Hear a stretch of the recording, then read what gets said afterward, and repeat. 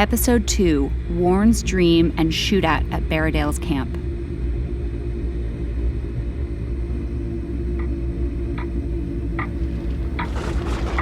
Water soaking through the bottom of my right shoe brought me back from the world of Kephart's book. As I re-engaged with my surroundings, the bookseller spoke. Creeks come out of its banks, he said, flooding the town. I looked down. Rainwater surged across the road, overwhelming the gutter and seeping under the bookshop door. My shoes were damp from the inch of water that now covered a good bit of the shop floor. The bookseller was shoving towels under the door jamb, but they only stemmed the tide a little. Suddenly I realized what the low shop ceiling and floodwater could mean, and my breath caught in my throat. "We need to get out of here," I said, my voice more panicked than I cared to admit. "Not out," the bookseller murmured. "We cannot go out." He nodded at the deluge of floodwater outside the shop window. It was getting deeper by the second. There was no way we would survive if we went out into the street. The street lamps were flickering and parked vehicles were beginning to float, smashing into each other in the floodwaters like some sort of a deranged carnival ride. And then that sound, the howl. I wasn't even sure if it was real or if I was hearing things, but no matter, it stood my hair on end. And then, I swear, when the lightning flashed, I saw it. For just a moment, there it was, standing in the middle of the flooded road. Its black hair rippling and standing on end, its lips curled back and up in a snarl, revealing red, stained teeth. Water foamed and crashed around its sinewy legs, but it never moved. It just stood there, somehow stronger than the flood, and stared through the window, right at me.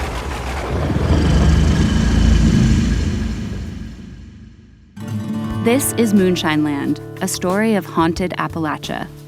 Based on Horace Kephart's true account of moonshine, murder, and mountain mayhem, Our Southern Highlanders, and Madeline Vinton Dahlgren's classic description of the Appalachian occult, South Mountain Magic, Moonshine Land is the story of my attempt to discover the truth behind a Prohibition-era manhunt for a fugitive moonshiner.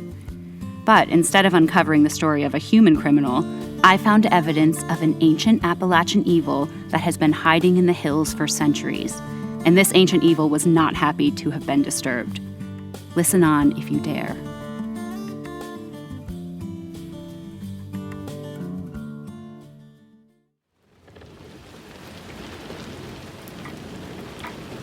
And then in an instant, that thing, it was gone, replaced by a black Honda Civic that careened past, bashed about by the floodwaters. That car was obviously what I had seen, not some supernatural monster. The panic was getting to me and my eyes were playing tricks, that's all. I pulled out my cell phone thinking to call the fire department to see if they could come and get us before things really got out of hand, but I had no service. "No signal down here," the bookseller said. "No signal today?" I asked. "No signal ever," he answered. "There had better be another way out of here," I said to the bookseller. "There's no way I'm going to drown here in some old bookstore with some guy who, no offense, I don't even know. This is not how I'm going to go out." The bookseller nodded and pointed at the ceiling. "Fair enough.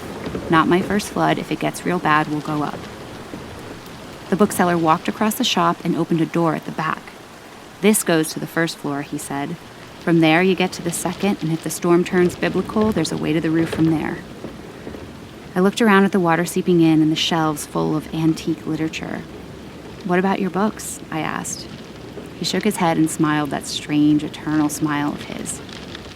"Everything has an end," he said quietly. Outside, it looked like the rain was slowing a bit and the water wasn't coming under the door as fast.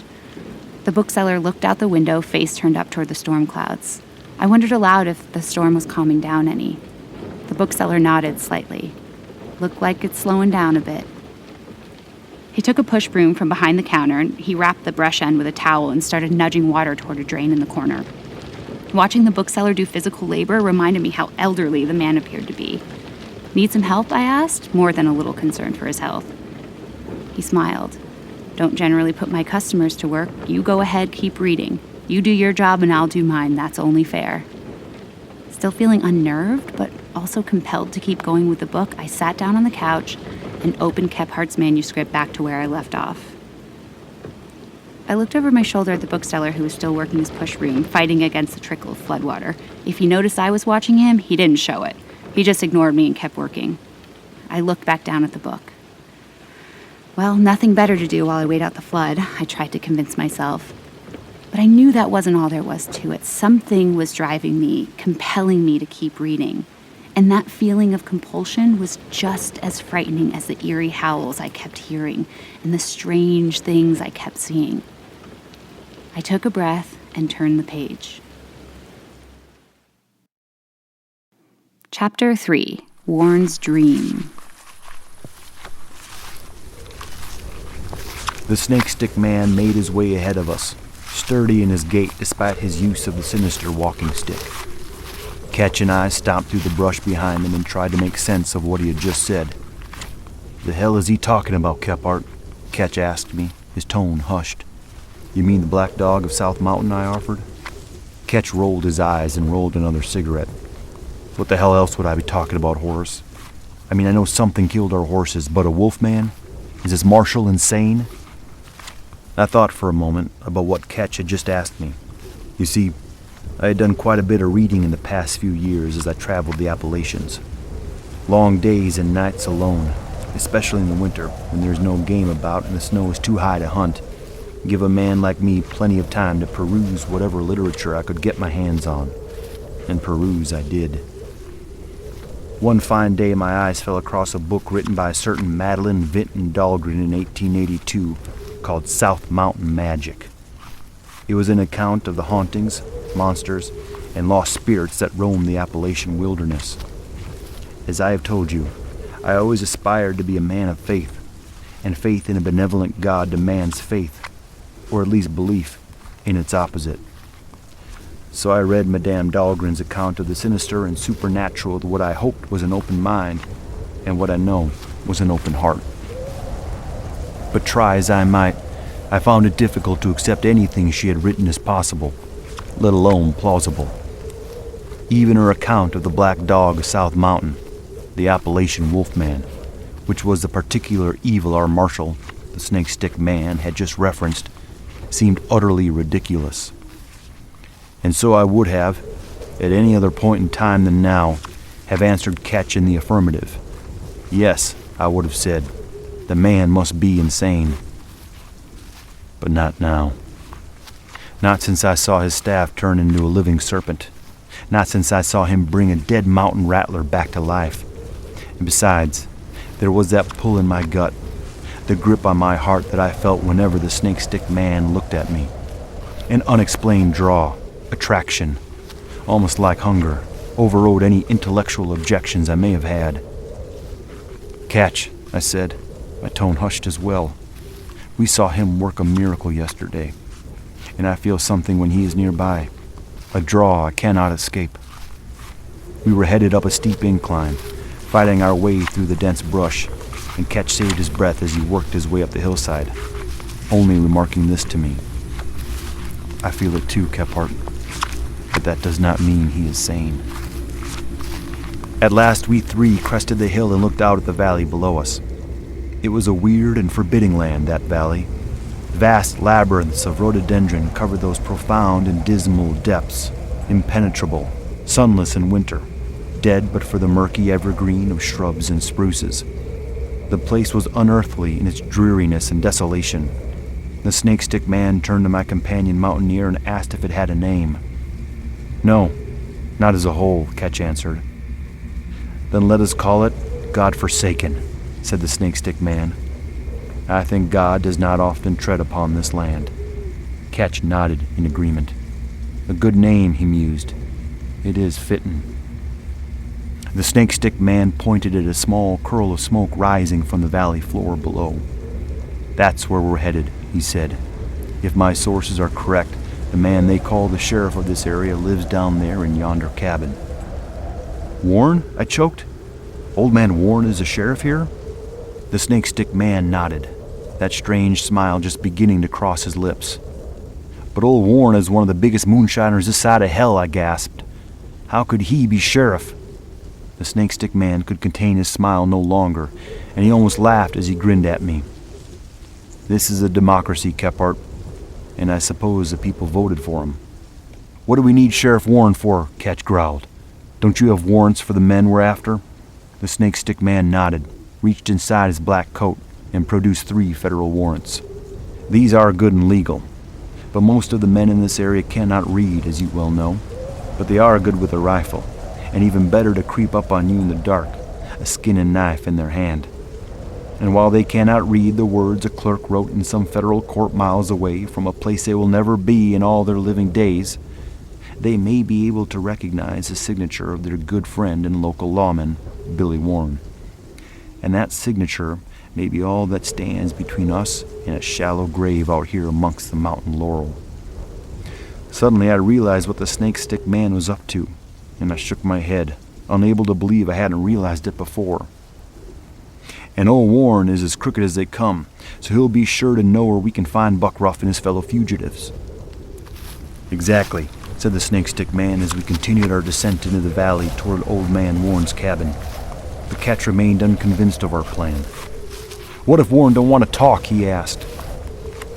You let me worry about that, was the only answer the snake stick man would give. I'll spare you the details of our approach to Sheriff Warne's cabin other than to say we passed not 1, not 2, but 3 moonshine stills on the way toward this so-called lawman's abode. We tripped several alarms as we walked past the moonshine stills toward the cabin, the first being bells hung on tree limbs, the second being string run across a deer path that caused cans suspended in the brush to clink together, and the third being a huge bloodhound of rank and evil temper that hallooed at us from Warren's front porch as Warne himself crept up behind us, muzzle-loading rifle to his shoulder and 2 ancient cap-and-ball revolvers jammed into his waistband. When old man Warne realized we were not rival moonshiners come to dynamite his operation, but rather a group of fellow lawmen, he very near shat himself with surprise and not a little fear. I will tell you this that I have learned from my years in the Appalachians, living among its people. When strangers come to a mountain home and have told who and what they are, then, if the owner likes their appearance, even a little bit, he will politely invite them in to rest. Always. Sheriff Warne did not invite us in. Instead, he quickly agreed to sign anything the snake stick man put before him. Ketch remarked that the man was so rattled at the sight of a true, honest-to-God U.S. Marshal that he would have immediately signed a warrant for the arrest of his own mother just to get us the hell out of his valley.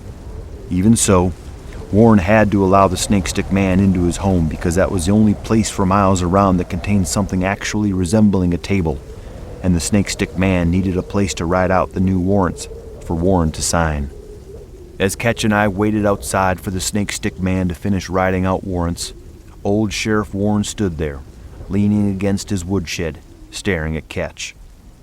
His gaze was constant and his features unchanging, except for the occasional pucker of lips when he spat tobacco juice. Ketch leaned toward me and spoke into my ear. What is his problem? My friend mused. You think Sheriff Warne has a problem? I responded. If not, Ketch grunted, he's about to. It was at this point that Ketch stepped toward the grimacing, greasy-haired, poorly clothed Sheriff Warne and squared off. Looking at something, Warne? Ketch growled. Warne did not respond. He just kept staring at Ketch and occasionally spitting tobacco juice. As you can imagine, this irritated Ketch, and he balled his fists up at his side and squared his shoulders. Don't like having an Indian around, do you, Warne? Can't stand a Cherokee on your patch? Just as I was sure the 2 men were about to come to blows, Warne began to shake. His legs gave out from under him, and he sank to the ground, almost lifeless. Ketch shot a look over his shoulder back at me, panic in his eyes, suddenly aware of the possible consequence should he be blamed for a white sheriff's injury. I didn't touch him, Kephart, you saw. Didn't lay a finger on the son of a gun, he said. I know, Ketch, I know. We approached the immobile Warne and crouched down beside him. Sweat poured off his face and dampened his dirty undershirt. Ketch grabbed a nearby jug of shine and tipped it up to Warne's lips.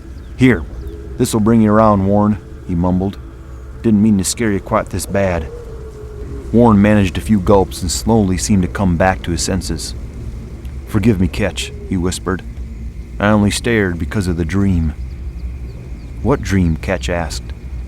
Warne took a few more gulps of Mountain Dew and looked at me and Ketch, his eyes bloodshot.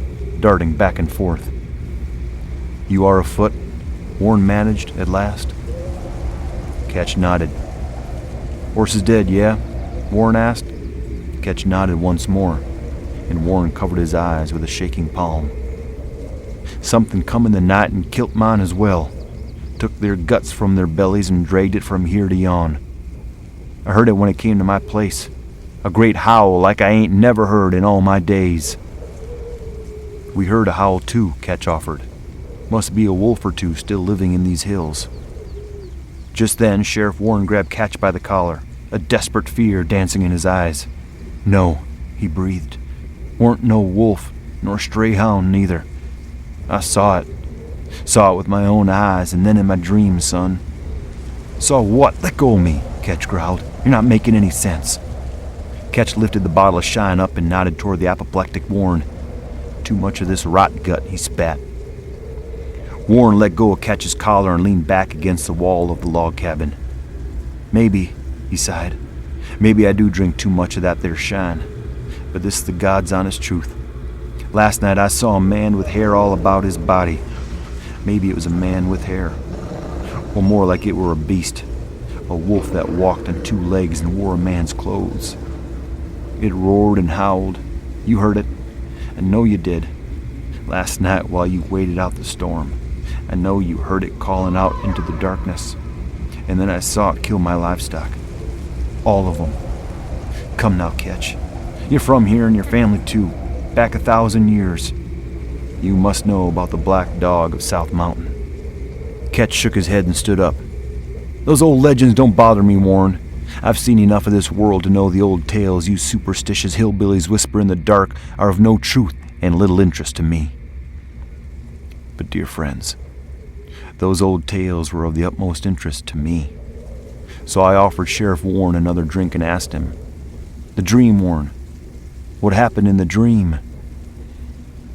Warne leaned forward and spoke quietly to me and Ketch. 'After I saw my livestock laid low by whatever evil that wolfman be, the beast turned toward me and walked to my door, its hair quivering like a rabid dog, overalls soaked in bile and offal, his blood-red teeth bared in a hell-bound snarl. I cried out into the darkness for God to save me, but he ain't answered my call. He ain't come and done shit. Instead, the beast lifted me by my collar and threw me against yon door jamb. Knocked me clean out. And as I lay there on the ground, I dreamed. I dreamed the wolfman was about to take me to pieces like he'd done to my stock when... At this point, Sheriff Warne lost the thread for a moment and went to sucking on that moonshine jug like it was full of water and he was dying of thirst. When he finally came up for air, he pointed at Ketch with a quivering finger and spoke again. "Your marshal." Yon snake-stick man appeared and spoke to the beast in a strange tongue. I think he was asking it to come along with him. But the beast roared again and ran off into the brush. "So you had a dream about the marshal, so what?" Ketch mused. I had to agree. It seemed quite plausible that our friend Warne had simply drank too much, fallen asleep, and had a strange dream as the storm scared his livestock off. "No," Warne shook his head. "Never seen that snake-stick man in my life. How could I know his face if I'd never seen him before? He come to me in my dreams." Ketch shrugged, still unconvinced. Then the wind shifted and the stench of death wafted from deep in the woods. Ketch and I caught wind of it at the same time and exchanged looks. Warne smelled it too. "Go look in the trees, boys. You'll see what's happened to my stock." As Ketch and I turned to go, Warne spoke again to Ketch. "There's something else, Ketch," he whispered. "Something else the snake-stick man told me in my dream." "What?" Ketch grunted. "Your daughter, Ketch. The little one your wife lost in childbirth. In my dream, the snake-stick man told me he could do for her what he'd done for the mountain rattler." Ketch lunged at Warne, murder in his eyes. I had to hold him back with all the strength I possessed, so great was Ketch's rage at these words. But I understood his anger and his confusion. There were only 3 of us that knew of his wife's stillbirth. Her, Ketch, and I were the only ones who were there when it happened, and we never spoke of it to anyone. I kept silent out of respect for Ketch and his wife's feelings, and they kept silent out of grief. "Liar, liar," was all Ketch could manage to say as I dragged him away from Warne. "Am I?" Warne replied. "Look in yonder wood and see if I lie about my horse and cow." Ketch and I tried in vain to hold our breath as we stared at the dead animals strewn about the trees. It had taken us a few minutes to walk from Warne's cabin in the clearing to the edge of the tree line from whence the stench of death emanated, and we were winded. Our exertion made the putrid miasma all the more disturbing and harder to avoid. Neither of us were sure what to believe, but one thing was true. Warne's livestock had been slaughtered in the same vicious manner as ours had been.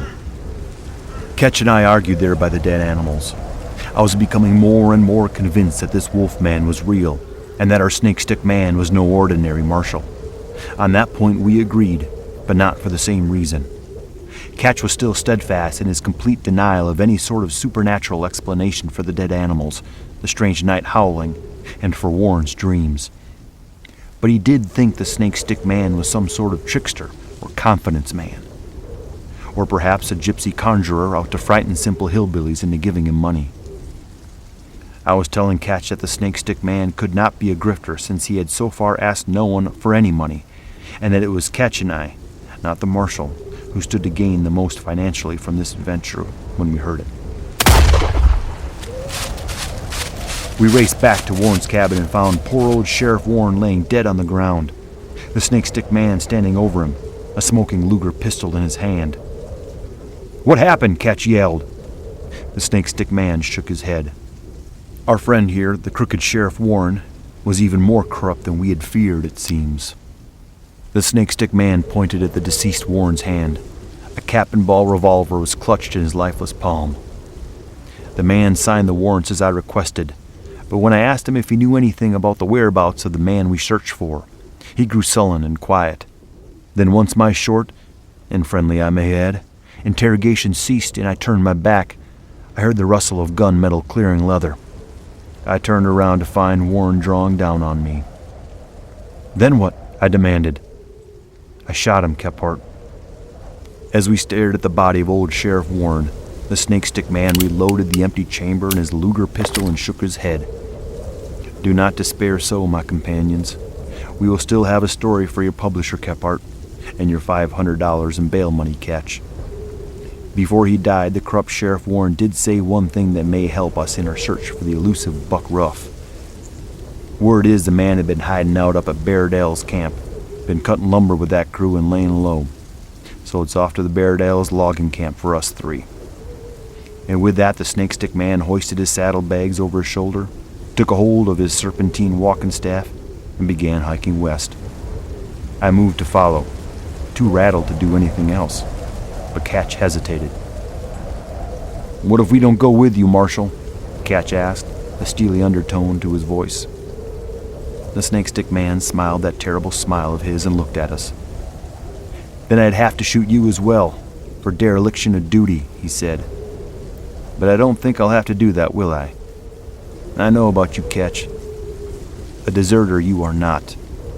Ketch met the snake-stick man's gaze with a strength I know I do not possess. Finally, the snake-stick man let his eyes drop. He stared at the ground and looked almost sheepish. "Warne told you about his dream, did he?" Ketch nodded. "Me too," the snake-stick man breathed. "I did not know about your daughter, and I'm sorry that poor excuse for a lawman said such a horrible thing to you. Dredged up those terrible memories, especially when you're tired and cold and hungry from this, our difficult sojourn, into these foreboding hills." Ketch and I looked at the snake-stick man as he stood there on the mountainside, rod in hand, black duster coat moving with the cold winter wind, a shadow over his face cast by the brim of his black felt hat. It was odd. For such an imposing man, he looked almost small in that moment. "Listen, boys," he said, a kind of resignation in his voice. "I cannot do this alone. Buck is a dangerous man, and if my sources are to be believed, these hills are swarming with dangerous men just like him."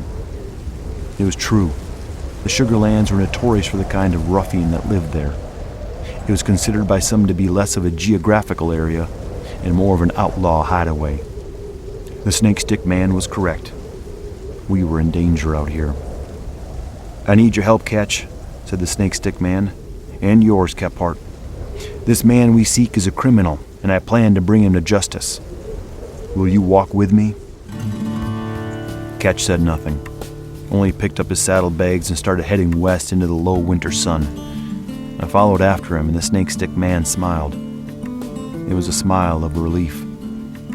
"Good," he said, "and thank you. I'd hate to be alone in these hills. I am truly grateful for your help. Once we arrive at Barradale's camp, we may relax. I have heard of this place and am told we may expect a friendly reception.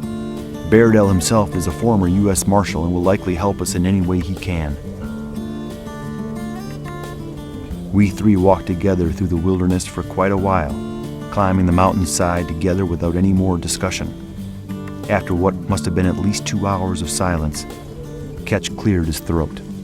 "Didn't take you for the type to scare," Ketch said, half to himself and half out loud. The Snake Stick Man did not immediately respond. We walked a moment longer before the Snake Stick Man let out a long breath and spoke.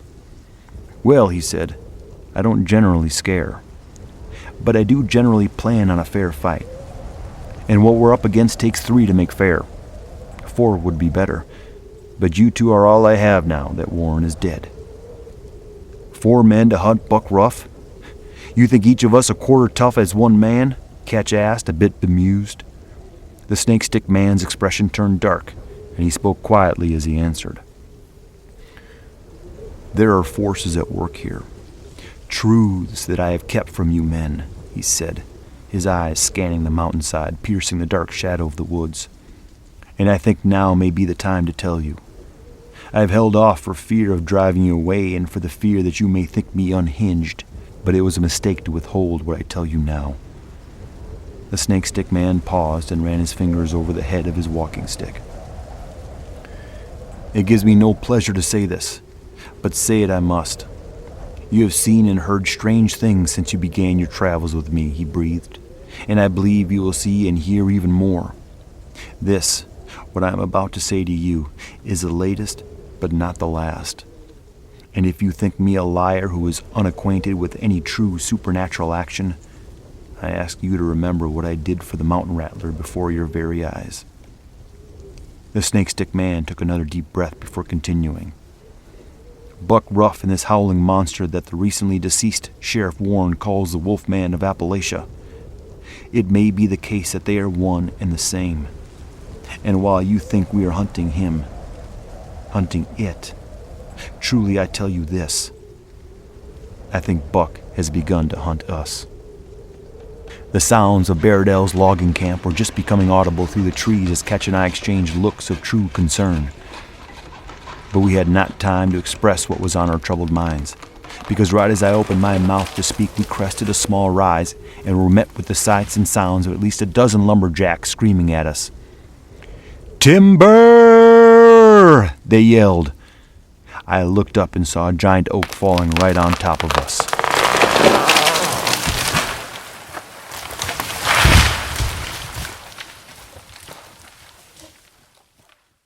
Chapter 4. Shootout at Barradale's camp. We had been fortunate. Ketch's experience in war had sharpened his reflexes to a razor's edge, and he had grabbed both me and the Snake Stick Man and hurled all 3 of us just out of harm's way. The tree had crashed onto the ground with startling force that shook the earth beneath me. As soon as the crunching and snapping of leaves and branches ceased, we could hear the dinner bell ringing up by the tent city these lumberjacks were living in. Without the slightest concern about our welfare or even a cursory glance in our direction to see if we were still alive, the mob of them quit the work they were about, dropped their axes and mauls, and headed straight for the supper table. One of them did turn and holler over his shoulder, "Come you 3 up for chow if in your care to eat."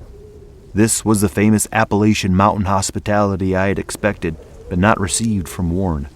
Apparently, mountain people were more concerned with a stranger's stomach than they were with his body or life as a whole. The Snake Stick Man stood up, brushed himself off, and headed for the camp without saying anything except, "Let's find the one who commands these men.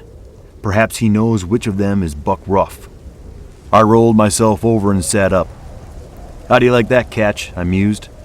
Not even so much as a thank you for saving his life. He is, I believe, what they call a cool customer.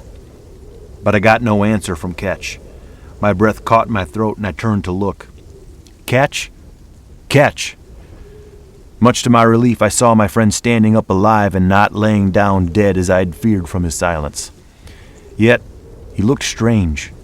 His hands were shaking and he seemed unable to catch his breath. He was staring at the scars on his palms that he earned across the sea in the trenches of no man's land and mumbling under his breath. I went to him and touched his shoulder. He pulled away from me as if my palm were a red-hot iron.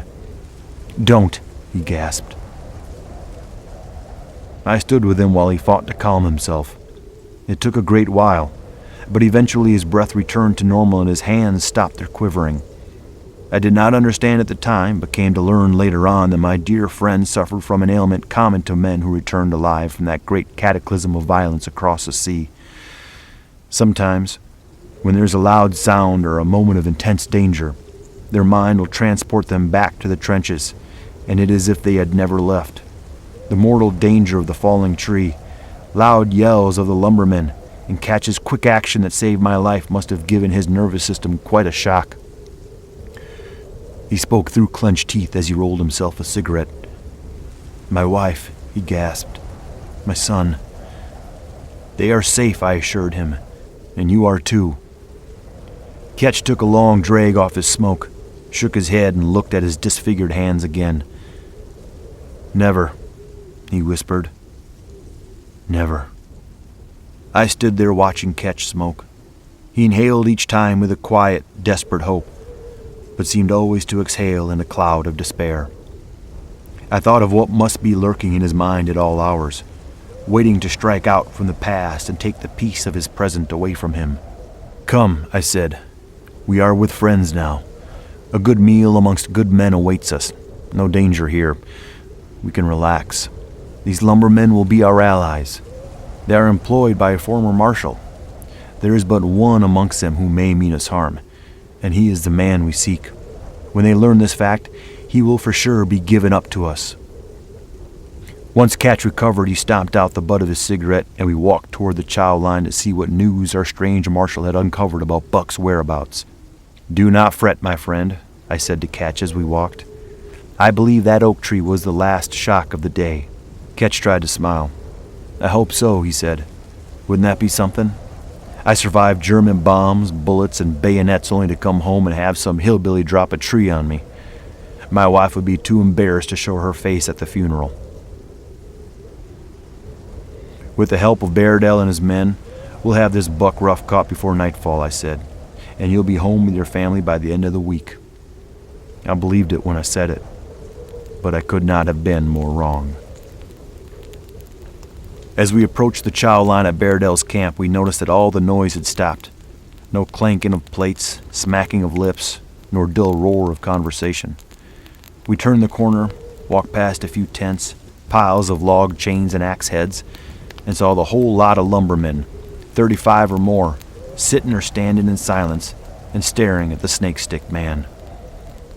I had not noticed before, having only seen them from afar, but these woodsmen were, to a man, a rough and ready bunch. Hard features, scarred faces, armed to the teeth, and they looked enraged. I was at a loss as to what caused their apparent displeasure. Catch took a look around at the dirty bunch of angry lumberjacks and cocked his head to the side. "Good Lord, Snake Stick, what'd you say to these boys?"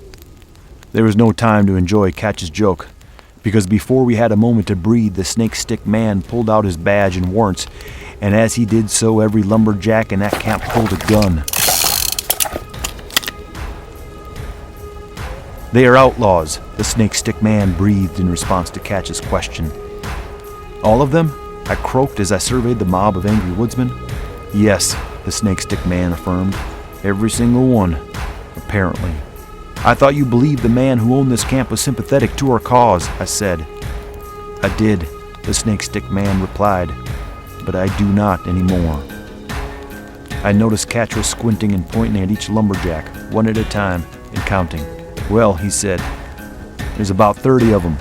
3 for each of us. Ain't that right, Horace? No, I groaned. You did your math backwards.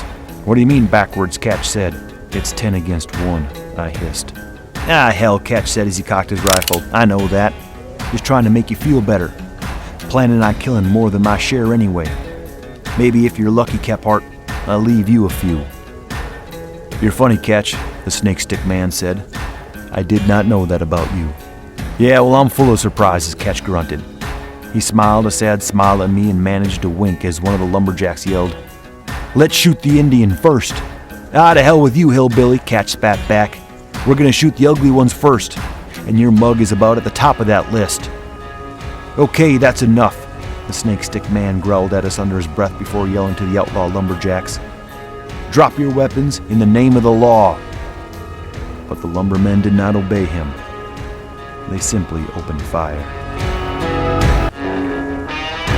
Catch and I dove to the right, aiming for cover behind a pile of logging chains as the snake stick man reached for his Luger pistols, but it was too late. A load of double-aught buckshot smashed into Catch's torso, tearing flesh and smashing bone. He hit the ground beside me and looked into my eyes as I fired back in a murderous rage, ready to slaughter the animals that had hurt my friend. Hang on, Catch, I hollered, but he said nothing. He just stared at me and bled. The gunfight raged on with me and the snake stick man giving as good as we got. Mercifully, the lumberjacks had terrible aim, and we managed to retreat. I dragged the incapacitated Catch along the ground with one hand and shot back at our assailants with the other as the snake stick man let go with his 2 pistols like Zeus throwing bolts of lightning.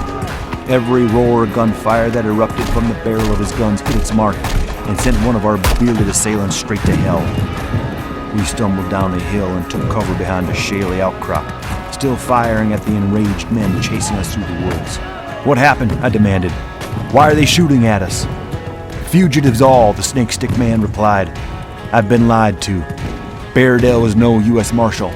He is a crook, and every son of a bitch in this camp is running from the law. When I mentioned we were a posse, well, you can see the results for yourself. Catch looked down at his shattered midsection and closed his eyes. Oh God, he groaned. I'm dying. The snake stick man nodded between gunshots. Yes, Catch, you are. We kept firing, the snake stick man and I, but we faced an overwhelming force. The rocky outcropping was protecting us for now. However, the lumbermen were rapidly gaining ground. Keep pressure on your wound, Catch, I screamed between gunshots. But I don't know that Catch could hear me anymore. Perhaps we should surrender, I said to the snake stick man. Why? He grunted as he stopped to reload. So they can kill us easier?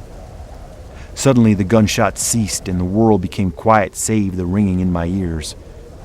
What's happened? I asked. They're going to go to the high ground, take positions farther up the mountain, kill us from above, the snake stick man replied matter-of-factly.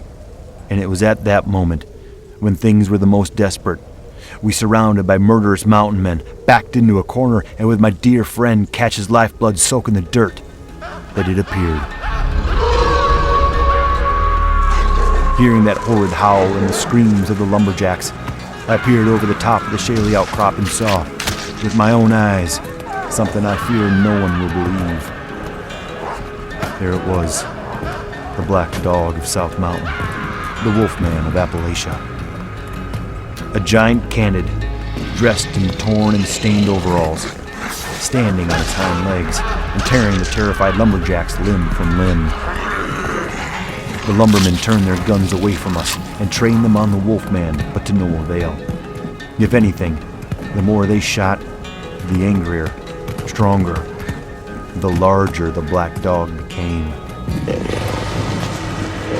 I dropped down behind the rocks and yelled to my companions, "Look!" There was no answer. I turned my head to see what kept Catch and the snake stick man from answering me, but I saw nothing. They had disappeared. I was alone in the Appalachian mountain woods, threatened by a band of violent fugitives and the most terrifying monster you could ever imagine. And I will tell you, the monster was hungry.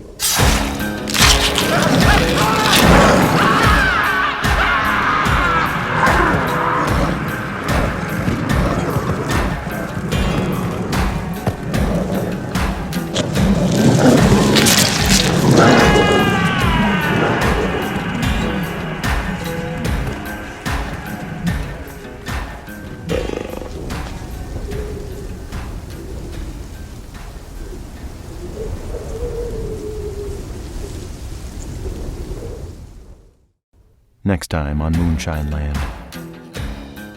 My God. I was being hunted. Reluctantly, I looked down and discovered that I too had been wounded in the firefight. I looked out the doorway and noticed a white circle of ashes surrounding the cabin. The granny woman's eyes followed my gaze out the doorway.